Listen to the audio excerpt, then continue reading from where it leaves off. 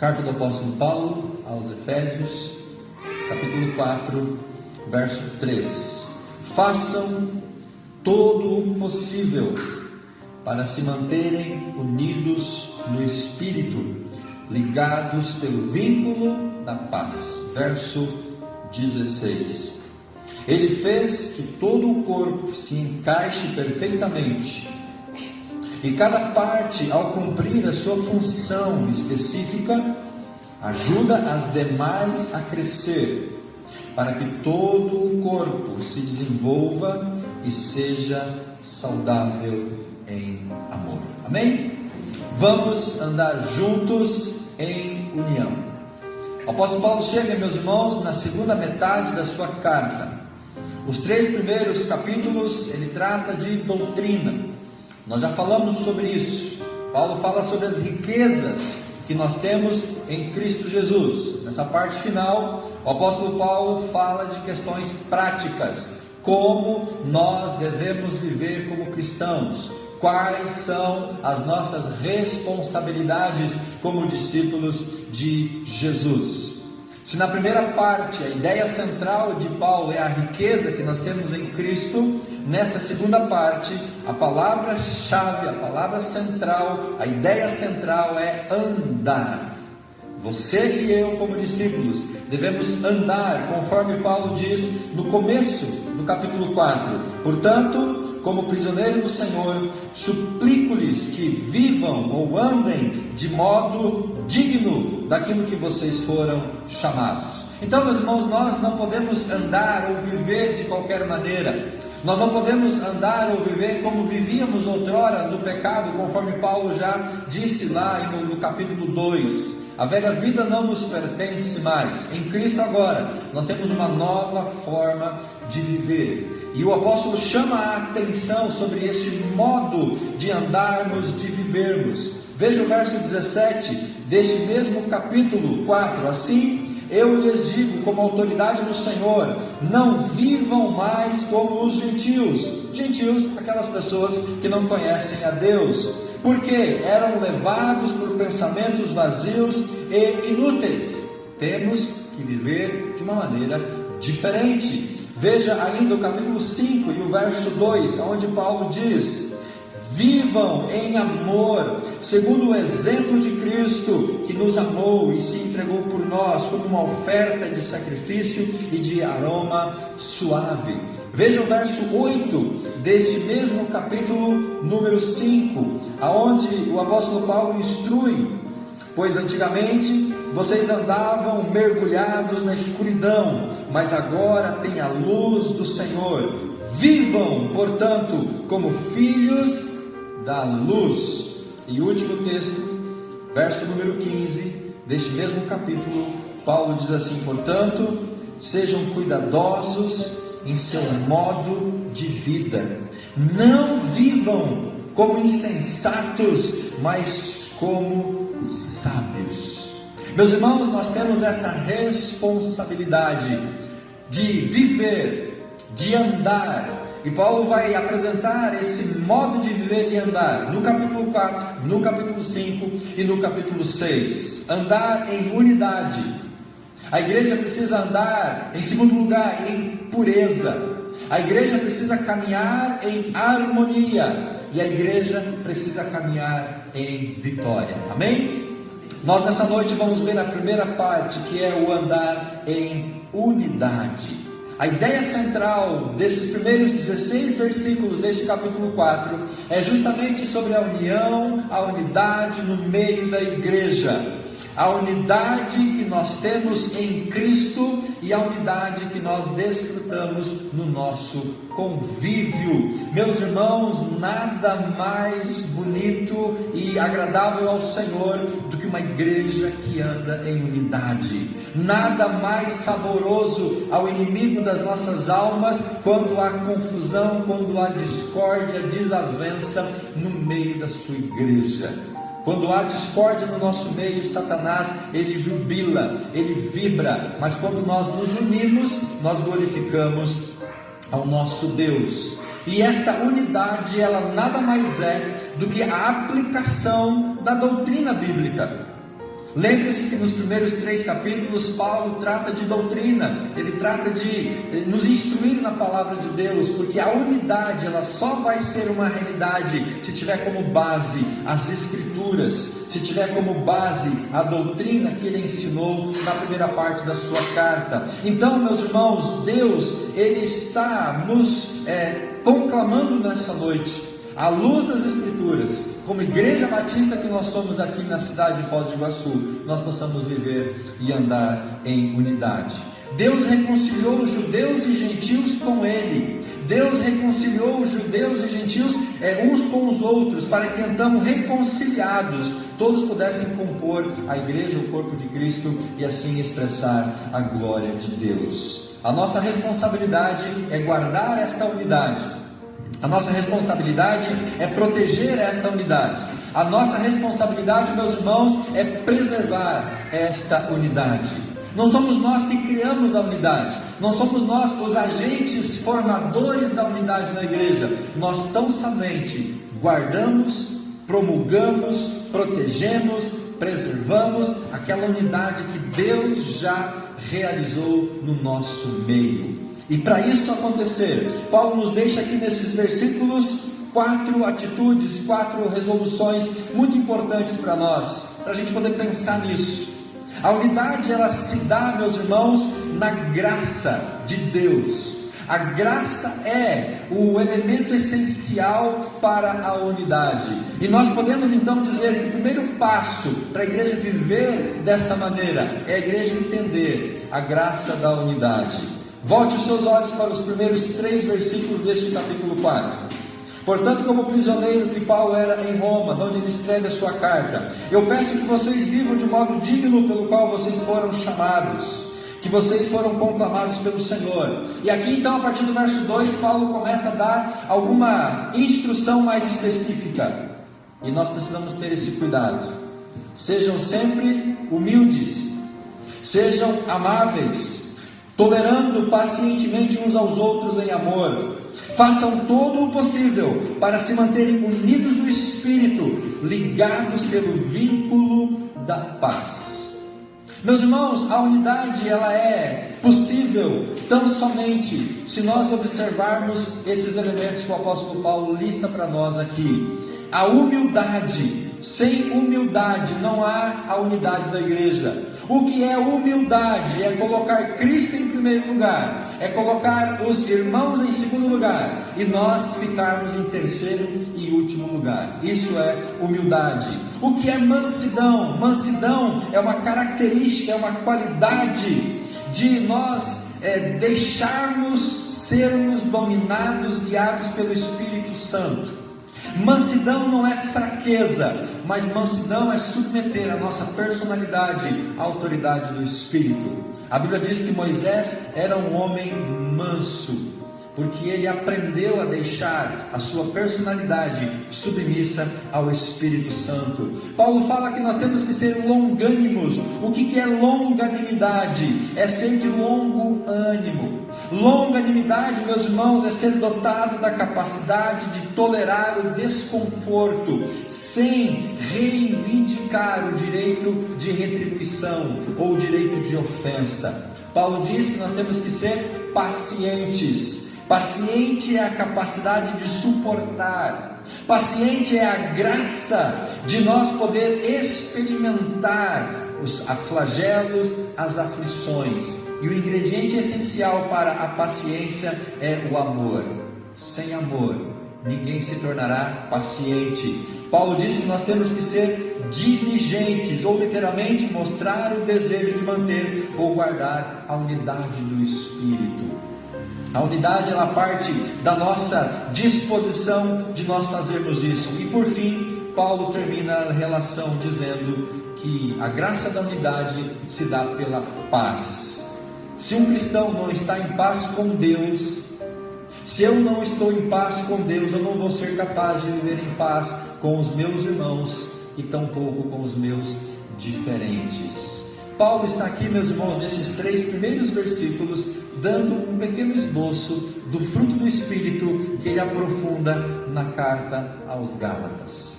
Quando a gente pensa nesses elementos aqui que ele aponta para a paz, ele está dizendo que a paz na igreja, a unidade na igreja, a parceria que nós temos que ter como discípulos,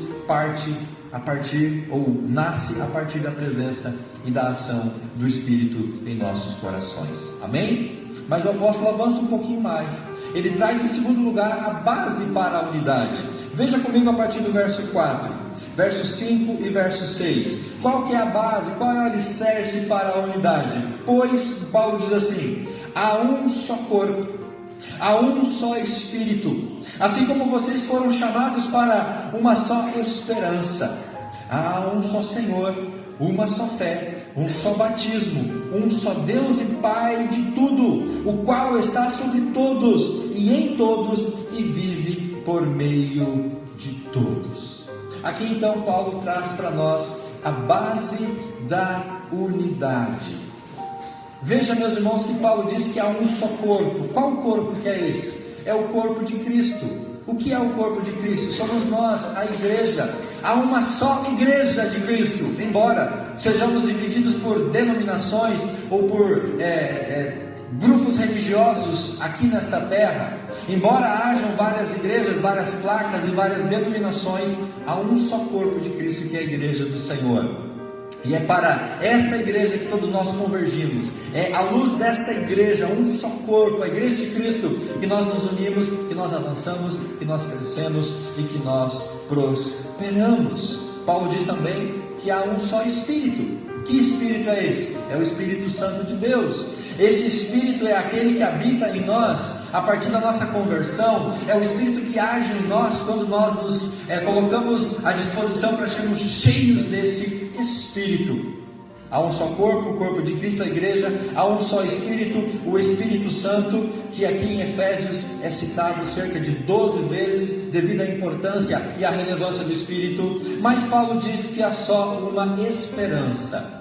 Que esperança que é essa? A esperança que nós temos da segunda vinda do Senhor Jesus Cristo. Nós nos unimos nessa esperança de que um dia o Senhor voltará. Mas Paulo diz que existe um só Senhor. Quem é esse Senhor? É o Senhor Jesus Cristo.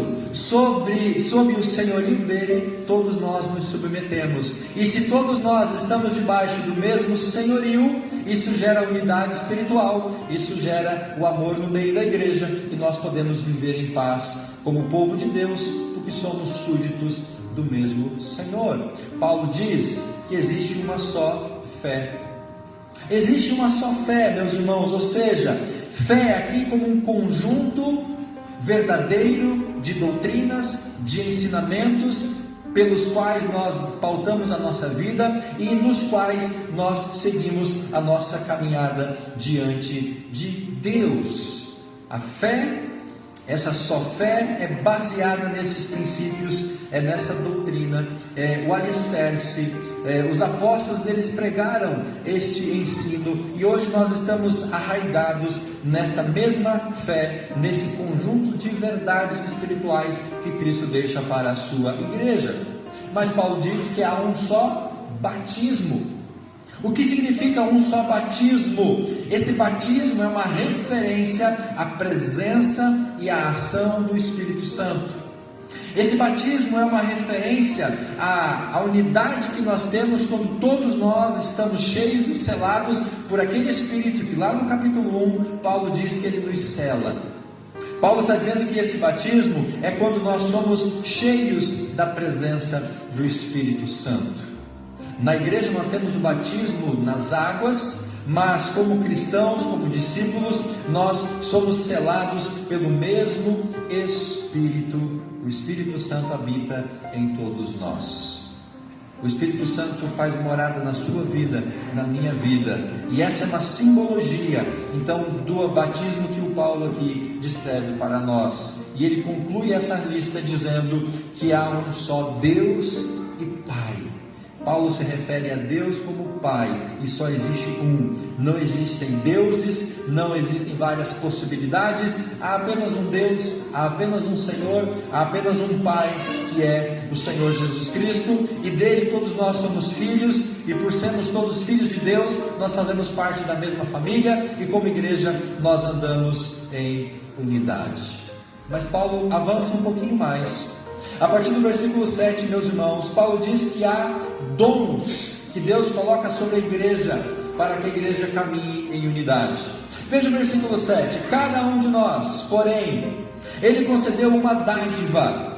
Dádiva aqui é um dom, é uma habilidade. Dádiva é aquilo que o Espírito Santo derrama sobre mim e sobre você, para que nós possamos então servir a igreja, e através desse dom, dessa habilidade, a igreja possa crescer, por meio da generosidade de Cristo. Por isso as Escrituras dizem: quando Ele subiu às alturas, levou muitos prisioneiros e concedeu dádivas ao povo. Jesus, como vitorioso sobre a morte, Ele sobe aos céus, Ele nos tira do pecado da escravidão, Ele nos leva como despojo de guerra, nos apresenta diante de Deus, e agora então o Senhor que está vitorioso, Ele vai derramar sobre a igreja habilidades, talentos, dons, para que nós possamos servir e assim fazer a igreja crescer. Verso número 9. Notem que diz: Ele subiu, por certo, isso significa que Cristo também desceu ao mundo dos mortos. Paulo diz que de lá então, desse mundo dos mortos, e a partir dessa vitória que Ele concede a todos nós, no verso 10, ele é mais específico, e Paulo diz assim: Ele designou alguns para apóstolos, outros para profetas, outros para evangelistas e outros para pastores e mestres. Deus concede dons para a unidade no meio da igreja. Deus concede a cada cristão pelo menos um dom espiritual.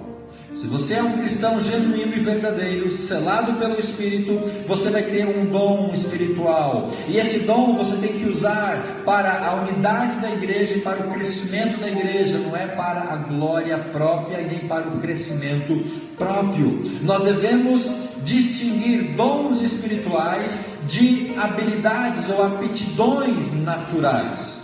Muitas pessoas nascem com aptidões, com habilidades naturais, são bons em algumas coisas, mas o dom espiritual é uma capacitação sobrenatural, porque vem do Espírito, para que nós possamos então servir a nossa igreja. Devemos colocar à disposição do Senhor os nossos dons e habilidades naturais, as nossas facilidades com as quais nós temos, mas não podemos negligenciar aquele dom espiritual que Deus concede para mim e para você. Aqui nessa lista que Paulo fala de apóstolo, profeta, evangelista, pastor e mestre, na verdade esses não são explicitamente dons, mas são grupos de pessoas ou posições de liderança na igreja, sobre as quais Deus concede alguns dons específicos. O que é ser apóstolo na linguagem do apóstolo Paulo? Apóstolo é alguém que foi enviado para uma missão e debaixo de uma comissão. Jesus tinha muitos discípulos, mas Ele separou do meio dos discípulos 12 apóstolos. O discípulo é um seguidor, é um aprendiz. O apóstolo é diferente. O apóstolo é um representante nomeado por Deus. O apóstolo ele vai fazer. O apóstolo tem uma identidade um pouco mais ampla, e dentro dessa identidade ampla, nós podemos declarar, irmãos, que todos nós somos apóstolos. Por quê? Porque em João capítulo 20, verso 21, Jesus diz assim: assim como o Pai me enviou, eu também vos envio. Essa ideia moderna de apóstolo, onde a pessoa se auto-intitula apóstolo, apenas para ter um grau espiritual maior do que pastor, evangelista ou cooperador. Esta ideia moderna de apóstolo, ela não faz jus à palavra de Deus. O apóstolo não tem privilégios. O apóstolo não é o dono da igreja. O apóstolo não administra as finanças da igreja para o seu próprio bel prazer. O apóstolo é aquele que foi comissionado para pagar um preço, de ir à frente e de desbravar novos campos missionários, e assim a igreja se expandir. Deus pode levantar esse grupo no nosso meio para que a igreja avance. Paulo cita os profetas. Meus irmãos, profetas também não é como as pessoas identificam nos dias de hoje. Profeta naquele tempo era a pessoa que tinha a função de apresentar a palavra de Deus, os ensinos de Deus, no ambiente onde não havia ainda as Escrituras. Paulo está falando de um contexto onde não havia Bíblia, onde não havia Evangelho, não haviam escritos para que as pessoas pudessem nortear a sua fé. Nós não tínhamos o Novo Testamento. As pessoas então eram orientadas através de palavras que Deus trazia ao coração de homens e mulheres. Ao momento em que nós temos as Escrituras, como nós temos hoje a palavra de Deus, esse ofício ele se tornou dispensável no meio da igreja. Hoje nós temos muito mais pessoas dando profetadas do que realmente manifestando a vontade e trazendo os desígnios de Deus sobre os corações daqueles que buscam ouvir a palavra de Deus. O profeta hoje é aquele que, através do Espírito Santo, proclama a sua palavra, compartilha a sua verdade, fala do seu amor e prega a salvação. Se você se levantar como um pregador da palavra de Deus e você anunciar a salvação, você se torna um profeta nas mãos do Senhor. Paulo fala de evangelista. O evangelista era portador de boas novas. O evangelista é aquele que viajava de lugar em lugar pregando a salvação. O evangelista é aquele que ia edificando aonde o apóstolo já havia passado, aonde o profeta havia edificado. Agora o evangelista vem para completar aquela obra, vem para fazer a colheita de almas, a colheita de vidas. O evangelista é aquele que prega o evangelho da salvação para ganhar almas para o Senhor Jesus Cristo. E dessa forma, meus irmãos, todos nós somos evangelistas. Podemos não ter o dom de evangelismo, mas todos nós precisamos ser evangelistas. Todos nós devemos evangelizar, porque a missão de evangelizar não é só para quem tem o dom do evangelista, mas é uma obrigação que pesa sobre todos nós. O evangelista, ele dá continuidade ao trabalho feito pelo apóstolo e pelo profeta. Nós precisamos nos levantar como evangelistas da nossa geração. E o último grupo que Paulo destaca é pastores e mestres. O mesmo ofício realizado de duas formas distintas. Pastor é aquele que conduz as ovelhas. O pastor é aquele que alimenta as suas ovelhas, o rebanho, com as Escrituras, com o alimento espiritual que Deus deixou para que nós possamos usá-lo. O pastor é aquele que conduz o rebanho que não é dele, mas é o rebanho do próprio Senhor Jesus Cristo. Como alguém já mencionou em um dado momento, que nós pastores locais, na verdade não somos pastores, nós somos o cão-guia do Supremo Pastor.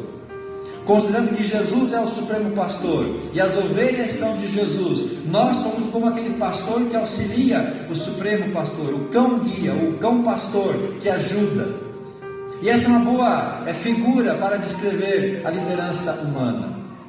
Nós não somos os donos das ovelhas, nós não somos os pastores supremos das ovelhas. Esse papel, esse ofício é de Cristo Jesus, mas nós cooperamos debaixo da autoridade de Cristo para conduzir a igreja de Deus. O pastor então alimenta, cuida e conduz o rebanho, e ele o faz na figura de mestre, aquele que ensina a palavra, aquele que alimenta com a palavra, aquele que corrige com a palavra. O pastor mestre é aquele que lança a mão das Escrituras para formar na mente e no coração da igreja uma doutrina saudável, e dessa forma então nós temos um rebanho saudável. E Paulo conclui falando sobre o crescimento da unidade.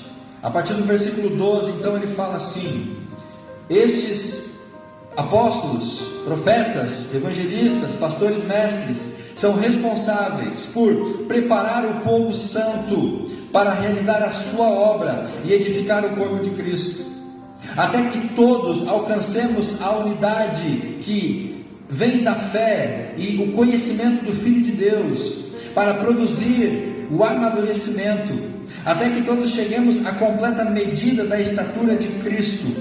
Então não seremos mais imaturos como crianças, nem levados de um lado para outro, empurrados por qualquer vento de novos ensinos, de novos mandamentos. E também não seremos influenciados quando nos tentarem enganar com mentiras astutas. Em vez disso, falaremos a verdade em amor, tornando-nos, em nós, em todos os aspectos, cada vez mais parecidos com Cristo, que é o cabeça. E ele conclui dizendo: Ele faz que todo o corpo se encaixe perfeitamente a cada parte, ao cumprir a sua função específica, ajuda as demais a crescer, para que todo o corpo desenvolva e seja saudável em amor. Paulo fala que há o corpo de Cristo constituído por todos os salvos, a igreja universal, e esta igreja tem que crescer à medida de Jesus Cristo, a estatura da plenitude de Cristo. Mas Paulo fala que há uma igreja local, uma igreja onde nós nos relacionamos. A igreja local, ela é responsável para unir todos os cristãos que juntos congregados vão crescendo, um ajudando o outro a crescer, um ajudando o outro a amadurecer espiritualmente. E isso acontece, meus irmãos, quando nós podemos evidenciar esse crescimento e comparar esse crescimento a Cristo Jesus. O cristão cresce quando ele se alimenta da palavra de Deus, e quando ele é capaz de ministrar essa palavra às outras pessoas. A primeira evidência de crescimento espiritual é quando a gente se torna apto para ensinar os outros, os mais novos. O crescimento espiritual, ele é evidenciado quando eu deixo de ser necessitado de alimento e agora eu posso então conduzir a minha vida ou suprir o meu próprio alimento, e além disso eu possa alimentar outras pessoas. O crescimento espiritual se dá quando eu consigo me manter espiritualmente saudável, e eu posso também ajudar no crescimento daqueles meus irmãos que estão ao meu redor. Mas a segunda evidência do crescimento é a estabilidade. Meus irmãos, o cristão maduro, ele não segue novidades religiosas, ele não vai atrás de vento de doutrinas, ele não segue princípios, preceitos de falsas doutrinas, de falsos ensinos. O verdadeiro cristão maduro, ele permanece nas Escrituras, ele não se afasta nem para a direita nem para a esquerda, porque ele está convicto da sua fé no Senhor Jesus Cristo. Ou, sendo um pouco mais moderno e mais atual, o cristão maduro não fica pulando de igreja em igreja, de galho em galho, de novidade em novidade. Há um movimento aqui, a pessoa vai para lá. Há um vento para cá, a pessoa vem para cá. Ela não firma raízes, ela não cria relacionamentos, laços em nenhuma igreja. A pessoa fica à semelhança de um macaco pulando de galho em galho, pulando de igreja em igreja, indo atrás de novidades, de ventos de doutrina. Isso significa e reflete tão somente imaturidade espiritual. O verdadeiro cristão maduro, ele é estável na sua fé diante do Senhor. Uma terceira evidência de maturidade é quando a verdade, ela é combinada com o amor, e essa verdade em amor, ela reflete a nossa atitude e as nossas relações. Porque verdade sem amor, meus irmãos, é brutalidade. Verdade sem amor se torna algo brutal às pessoas. Mas o amor sem a verdade se torna hipocrisia. Então nós temos que viver a verdade combinada com o amor, porque isso reflete maturidade cristã. E a última evidência da maturidade é a cooperação. Quando eu estou disposto a cooperar com o meu irmão, com a minha igreja, quando eu estou disposto a cooperar com os membros desse corpo local, para que esta igreja ela possa avançar, e assim nós nos influenciamos mutuamente, e nós vamos crescendo para a glória de Deus.